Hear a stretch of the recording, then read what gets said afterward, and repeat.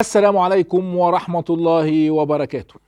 بلومبرج طلعت وقالت ان مصر عندها أزمة سيولة دولارية، ولكن بعد القرارات اللي تم اتخاذها من قبل الرئيس عبد الفتاح السيسي يوم الأربعاء 7/2 كده حضرتك حطيت ايدك على أول خطوات التعويم.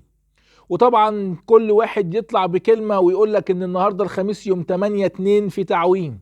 طب لو ما فيش يوم الخميس يقول لك هيبقى يوم الحد اللي جاي يوم 11/2 التعويم.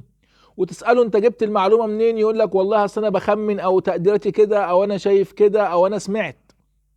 خليني اقولها لك وقولا واحدا، مفيش اي حد يعرف ميعاد التعويم. طول ما حضرتك قاعد مستني التعويم هو مش هيجي.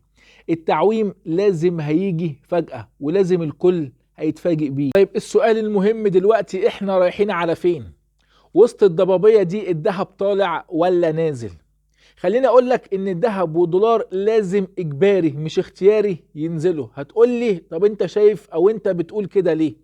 هقول لك الاسباب اللي خلتني اقول ان لازم الدنيا تنخفض مش ترفع. ونصيحة لوجه الله، لو حضرتك مش هتكمل معايا الفيديو اسمع الكلمتين دول. بلاش ان احنا نردد الاشاعات وننشرها وخاصة منها السلبية. هتقول لي الدنيا غالية وانا قرفان وانا زهقان وديك شايف الوضع عامل ازاي والتضخم. هقول لحضرتك انا كل اللي طالبه منك ان احنا ما نرددش الاشاعات وما ننقلش الاشاعات. ايا كان حضرتك معاك ذهب او مش معاك ذهب او انت ليك مصلحة او مالكش مصلحة، بلاش نرددها.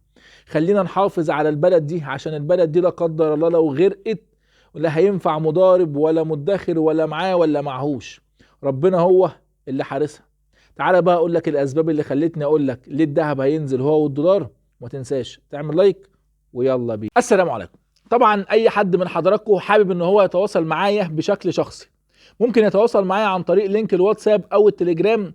ده بيبقى اسرع من اليوتيوب، هسيبه لحضرتك تحت في اول تعليق. اكلمك النهارده على اهم القرارات اللي صدرت من قبل الرئيس عبد الفتاح السيسي.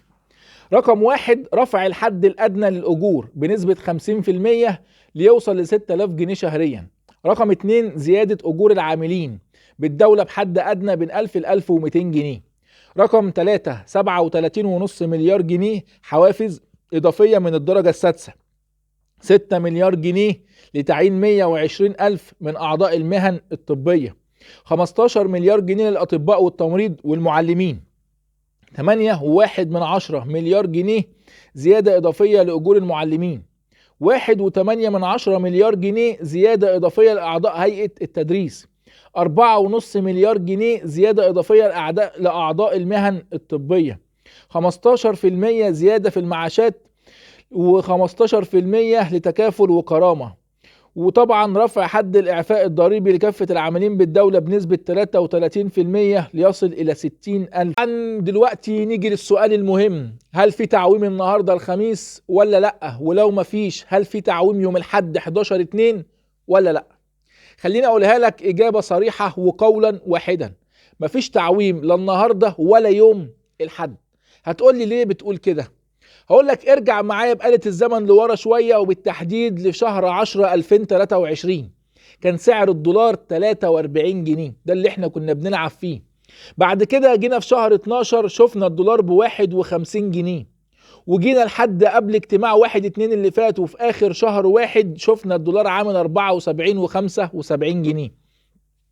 تقدر تقول لي دلوقتي ايه سبب الزيادة ما بين شهر 10 لشهر 1 في ال3 شهور دول عشان يوصل من 43 ل1 و74 جنيه؟